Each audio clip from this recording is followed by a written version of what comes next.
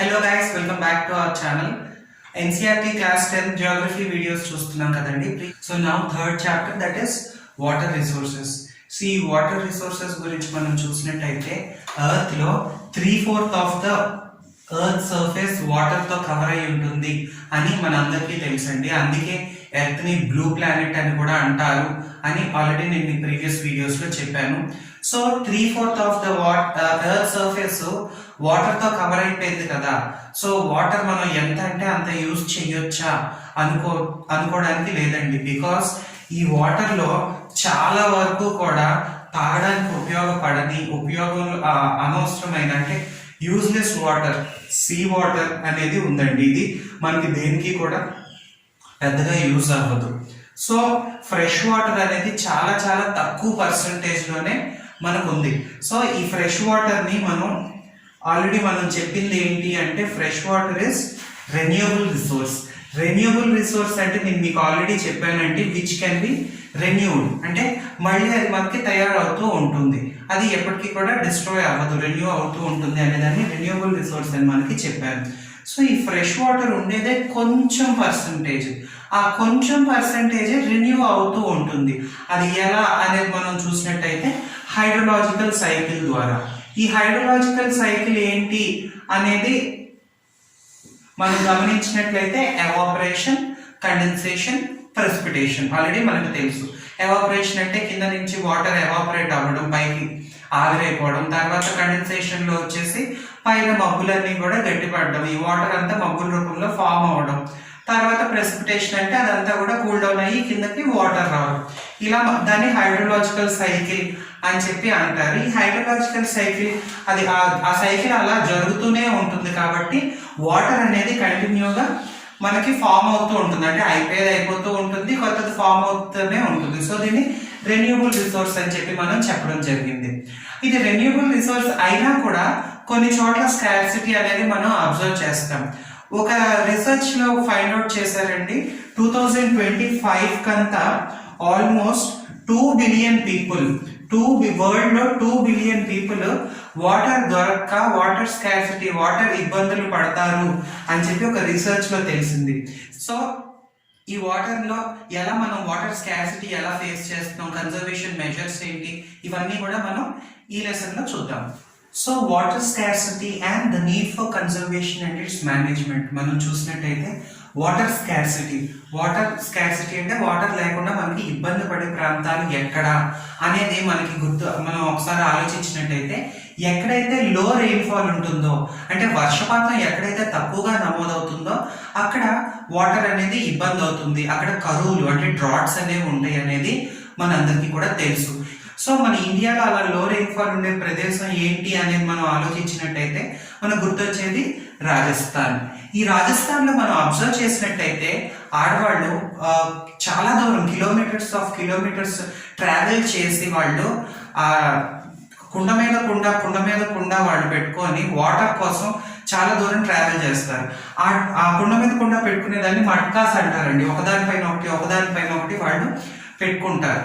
So ఈ water scarcity అనేది అంటే రాజస్థాన్ లోనే అలానే కాదు, ఈవెన్ మన సిటీస్ లో కూడా మనం అబ్జర్వ్ చేసినట్టయితే సిటీస్ అనే ఇప్పుడు ఒక్కొక్కసారి సమ్మర్ లో మనకి వాటర్ అనేది చాలా ఇబ్బంది అయిపోతూ ఉంటుంది. వాటర్ స్కార్సిటీ అనేది సీజన్ పైన డిపెండ్ అయి ఉంటుంది, ఇది న్యాచురల్ అండి. అంటే ఇప్పుడు రైనీ సీజన్ అనుకోండి వాటర్ చాలా అబండెంట్ గా చాలా ఎక్కువగా ఉంటుంది. అదే సమ్మర్ అనుకోండి వాటర్ అనేది కొంచెం ఇబ్బందిగానే ఉంటుంది ఏ ప్లేస్ లో అయినా కూడా. బట్ రాజస్థాన్ లాంటి ప్లేసెస్ లో అయితే ఇంకా ఇబ్బందిగా ఉంటుంది. ఈవెన్ మన ఆంధ్రప్రదేశ్ లో చూసినట్టయితే కోస్టల్ రీజియన్స్ లో మనకి వాటర్ కి పెద్దగా ఇబ్బంది అనేది ఉండదు. రాయలసీమలో అయితే మనకి వాటర్ స్కార్సిటీ అనేది చాలానే ఫేస్ చేస్తాం. So seasonal and annual precipitation అంటే సంవత్సరంలో నమోదయ్యే వర్షపాతం. ఇప్పుడు ఒక్కొక్క చోట ఎక్కువ వర్షాలు పడుతూ ఉంటాయి, అలాంటి చోట ఏమవుతుందంటే గ్రౌండ్ వాటర్ లెవెల్ కొంచెం ఎక్కువగా ఉండడం జరుగుతుంది. లేదు అంటే అక్కడ ఉన్న ట్యాంక్స్, చెరువులు ఇవన్నీ కూడా వాటర్ తో నిండి ఉండడం వల్ల వాటర్ కి ఇబ్బంది ఉండదు. కొన్ని ప్లేసెస్ లో అసలు ఆ రెయిన్సే పడవు. ఆ రెయిన్సే పడనప్పుడు ఈ వాటర్ బాడీస్ అన్ని కూడా ఎంటీగా ఉంటాయి, గ్రౌండ్ వాటర్ లో కూడా ఇంకిపోయి ఎక్కడో కింద ఉంటాయి వాటర్. సో యాన్యువల్ ప్రెసిపిటేషన్ పైన ఇది న్యాచురల్ అండి, ఇవి న్యాచురల్. నెక్స్ట్ ఇంకా ఈ వాటర్ స్కార్సిటీకి ఇంకేంటి రీజన్స్ అనేది మనం అబ్జర్వ్ చేసినట్టయితే ఓవర్ ఎక్స్ప్లాయిటేషన్. ఓవర్ ఎక్స్ప్లాయిటేషన్ అంటే అనవసరంగా దుర్వినియోగం చేయడం, అంటే దాన్ని వేస్ట్ చేసేయడం. అంటే ఇప్పుడు for example what I say industrial waste అనేవి మనం కరెక్ట్గా దాన్ని ట్రీట్ చేసి వాటర్లో కలపకుండా ఆర్ సీస్లో ఓషన్స్లో మిక్స్ చేయొచ్చు. అలా చేయకుండా తాగే నీటిలో కలిపేయడం వల్ల అలా వాటిని ఓవర్ ఎక్స్ప్లాయిటేషన్ అని చెప్పి అంటాం. Next excessive use. Excessive use అంటే మించి వాడడం అండి. ఇప్పుడు ఇంట్లో మనమే తెలుసో తెలియకో చాలా వాటర్ని వేస్ట్ చేసేస్తూ ఉంటాం. బ్రష్ చేసేటప్పుడు ట్యాప్ తిప్పాము అంటే ఆ మన బ్రషింగ్ కంప్లీట్ అయ్యే వరకు కూడా మనం ఆ ట్యాప్ రన్ అవుతూనే ఉంటుంది. సో ఇలా ఎక్సెసివ్ యూస్ వల్ల కూడా, అంటే జస్ట్ నేను ఎగ్జాంపుల్ చెప్పాను బ్రషింగ్, ఇలా చాలా రకాలుగా మనం ఆలోచిస్తే చాలా రకాలుగా మనం వాటర్ని వేస్ట్ చేస్తాం. And unequal access. Unequal access అంటే ఇప్పుడు ఒక సిటీలో మనం గమనించినట్టయితే ఆ ఏరియాలు కూడా, ఒక ఏరియా అంతా రిచ్ పీపుల్ ఉంటారు, ఒక ఏరియా అంతా మిడిల్ ఇన్కమ్ గ్రూప్, ఒక ఏరియా అంతా లో ఇన్కమ్ గ్రూప్, ఇలా చాలా వరకు కూడా మనకు తెలుసు ఇలానే ఉంటుంది. అలా ఉన్నప్పుడు ఏమవుతుందంటే ఈ మున్సిపాలిటీ వాళ్ళు వాటర్ వదిలేటప్పుడు కూడా ఈ హై ఇన్కమ్ గ్రూప్, ఈ రిచ్ వాళ్ళకి వాటర్ ఎటువంటి ఇబ్బంది కలగజేయకుండా వాళ్ళకి వాటర్ అనేది అబండెంట్గా ఫుల్గా వదులుతారు. వేరేజ్ ఈ లో ఇన్కమ్ గ్రూప్స్ వాళ్ళకి వాటర్ అనేది ఫుల్గా వదలరు, వారానికి 1 సార్లు 2 సార్లు వదులుతారు. ఇప్పుడు అదే సిటీలో మనకి ఒక పక్క లేడీస్ బిందులతో కొట్లాడుకుంటూ ఉంటారు, ఇంకో పక్క వాళ్ళకి అబండెంట్ గా మోటార్లు వేసేసుకొని ట్యాంకుల్లో నుంచి ఓవర్ఫ్లో అయిపోతూ ఉంటాయి. అంటే అన్ఈక్వల్ అండి, అంటే ప్రతి ఒక్కరికి కూడా ఈక్వల్ గా ఆ రిసోర్స్ అనేది అందట్లేదు. సో ఈ అన్ఈక్వల్ యాక్సెస్, వీటన్నిటి వల్ల కూడా వాటర్ స్కార్సిటీ, వాటర్ ఇబ్బందులు అనేది జరుగుతూ ఉన్నాయి. నెక్స్ట్ ఇంకొకటి ఏంటి అంటే ఫుడ్ ప్రొడక్షన్. మనది ఓవర్ పాపులేటెడ్ కంట్రీ అండి, టూ మచ్ పాపులేషన్. మనందరికీ తెలుసు ఇంత పాపులేషన్ కి ఫుడ్ అవసరం. అంటే ఈ గ్రీన్ రెవల్యూషన్ అని చెప్పి క్రాప్ ప్రొడక్షన్ స్టైల్స్ మార్చి ఎక్కువ క్రాప్స్ పెంచడం, అగ్రికల్చర్లో డిఫరెంట్ ప్రాక్టీసెస్తో ఈల్డ్ ఎక్కువ తీసుకురావడానికి చాలా రకాలుగా చేస్తున్నారు. దానివల్ల ఏంటంటే ఈ ఫుడ్ ప్రొడక్షన్ పెంచాలి. ఫుడ్ ప్రొడక్షన్ పెంచాలి అని అంటే వాటర్ అనేది ఎక్కువగా కావాలి. వాటర్ కావాలి అంటే ఎక్కడి నుంచో వదిలే నీళ్లు, గవర్నమెంట్ వదిలే నీళ్ళ మీద ఆధారపడితే కష్టమే. కాబట్టి ఎవరికి వాళ్ళు వాళ్ళ బోర్స్ వాళ్ళు తవ్వేసుకుంటున్నారు, బోర్వెల్స్ తవ్వేసుకోండి. ఎలా అనుకుంటున్నారు, పోయేది మా కరెంటే కదా, మా మోటార్ మేము ఆన్ చేసుకుంటాము వాడేస్తాం అనుకుంటున్నారు. ఎవరి కాడో అదే అనుకుంటున్నాం. బట్ ఆ వాటర్ అనేది మనందరిది, అది కలెక్టివ్ రిసోర్స్ అని చెప్పి ఎవరు కూడా ఆలోచించట్లేదు. సో ఈ అగ్రికల్చర్ ఈ ఫుడ్ ప్రొడక్షన్ కి అగ్రికల్చర్ వల్ల కూడా చాలా వాటర్ అనేది యూటిలైజ్ చేస్తున్నాం.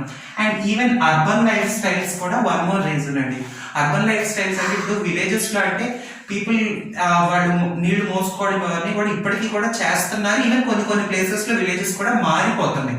ఇప్పుడు సిటీ లైఫ్ కి ఏమవుతుంది, ఇంట్లో ఉండే అందరం కూడా మార్నింగ్ లేచి ఎవరి దారిని వాళ్ళు వెళ్ళిపోవాలి. వాటర్ 10ంటికో 11ంటికో వదులుతాడు అంటే ఆ టైంకి ఎవరు కూడా ఇంట్లో ఉండే సిచ్యువేషన్స్ కావు. సో ఏమవుతుంది, ఎవరికి వాళ్ళు బోర్లు తవ్వేసుకొని ఎవరికి వాళ్ళు మోటార్ వేసుకోవడం, వాటర్ ఫిల్ చేసేసుకోవడం, ఇదే సిచ్యువేషన్ అవుతుంది. దీనివల్ల గ్రౌండ్ వాటర్ లెవెల్ అనేది చాలా తగ్గిపోతుంది.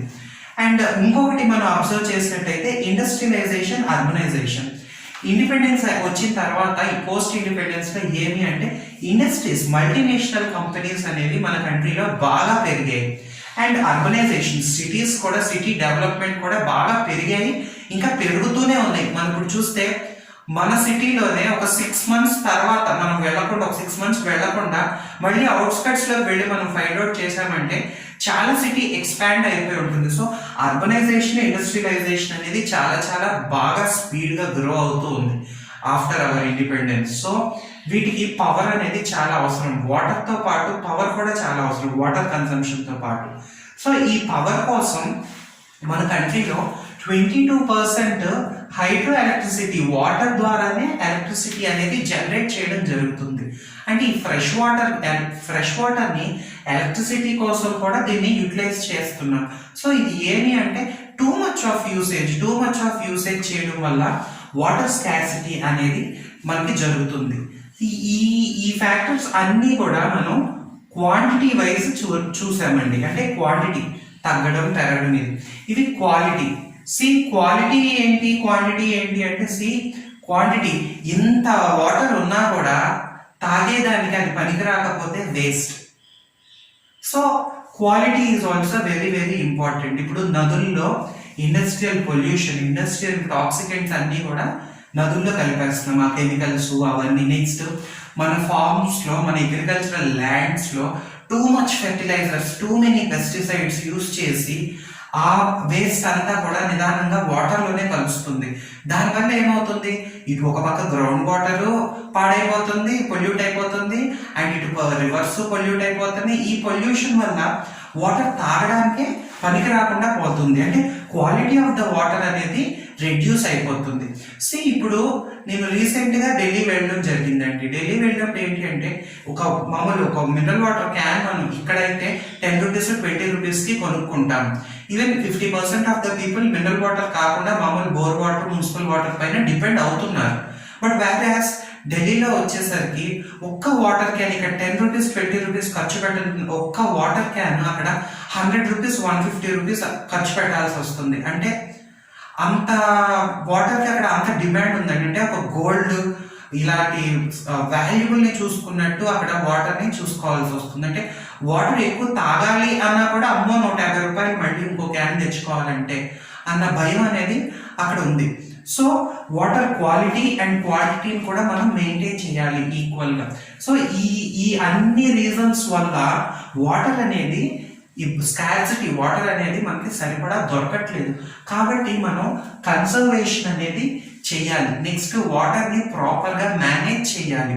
ఎటు ఎలా పంపించాలి, ఇండస్ట్రియల్ ఎఫ్లూయెంట్స్ ని మనం ఫిల్టరైజేషన్ చేయడం, ఇలా మనం ఒక ప్రాపర్ మెథడ్స్ లో ఫాలో అయ్యి నీట్ గా చేసుకుంటేనే మనకి వాటర్ అనేది ఫ్యూచర్ జనరేషన్స్ కి అందుతుంది. At the same time ecological balance అనేది మెయింటైన్ అవుతుంది. వాటర్ అనేది లేదనుకోండి, తర్వాత ఇప్పుడు మనం వాడేస్తున్న ఈ ఫుడ్ ప్రొడక్షన్ కూడా, తర్వాత ఫుడ్ ప్రొడక్షన్ కూడా చాలా చాలా ఇబ్బంది అనేది అవుతుంది.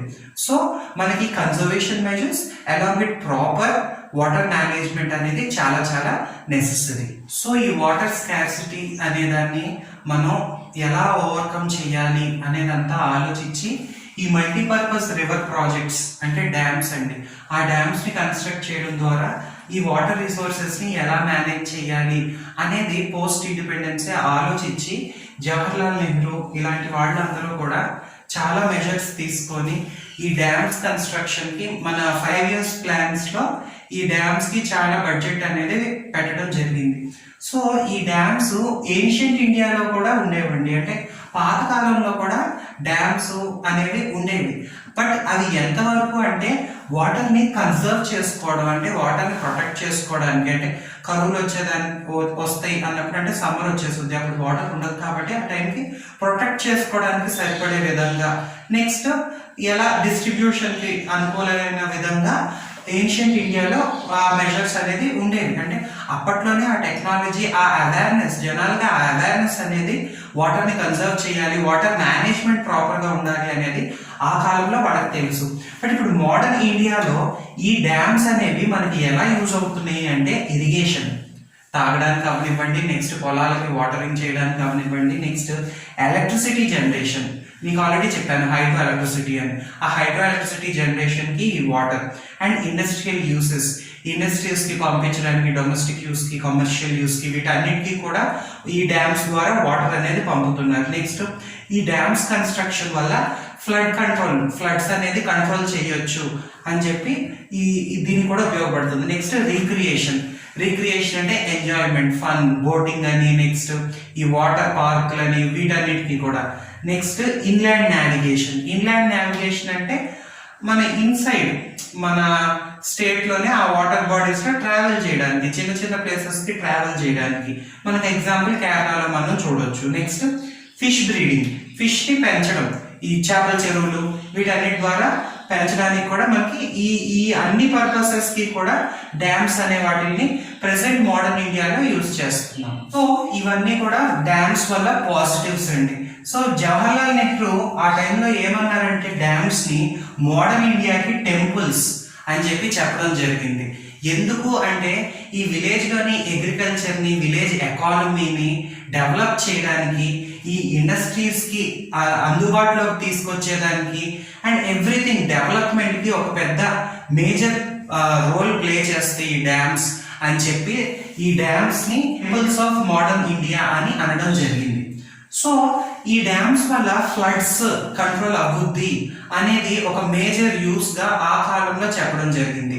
బట్ ఆ ఫ్లడ్స్ ఎక్కువ అవడం కూడా జరుగుతుంది. రీసెంట్ టైంలో 2006లో మనం అబ్జర్వ్ చేసినట్టయితే మహారాష్ట్ర అండ్ గుజరాత్ లో ఫ్లడ్స్ అనేది అంటే ఇప్పుడు మించిపోయి ఆ డ్యామ్ కెపాసిటీకి మించిపోయి వాటర్ వచ్చేస్తే ఏమవుద్దండి, ఆబ్వియస్లీ ఆ వాటర్ డ్యామ్ గేట్స్ అనేది ఎత్తేయడం జరుగుతుంది. ఆ వాటర్ ఫ్లో అనేది ఎలా పడితే అలా వస్తుంది.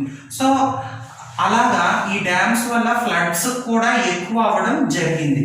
సో ఇది ఎగ్జాంపుల్ 2006లో మహారాష్ట్ర అండ్ గుజరాత్ లో వచ్చిన ఫ్లడ్స్. అంతేకాకుండా ఈ డ్యామ్స్ వల్ల earth quakes, next water borne diseases, అంటే వాటర్ అలా స్టాగ్నెంట్ గా ఉండిపోయి దాంట్లో ఈ బ్యాక్టీరియా, ఈ వైరస్ అనేది ఎక్కువగా రీజనరేట్ అయిపోతూ ఉంటుంది. కాబట్టి దానివల్ల ఈ వాటర్ బోర్న్ డిసీజెస్ అనేవి కూడా చాలా పెరుగుతున్నాయి అని మనం చెప్పొచ్చు.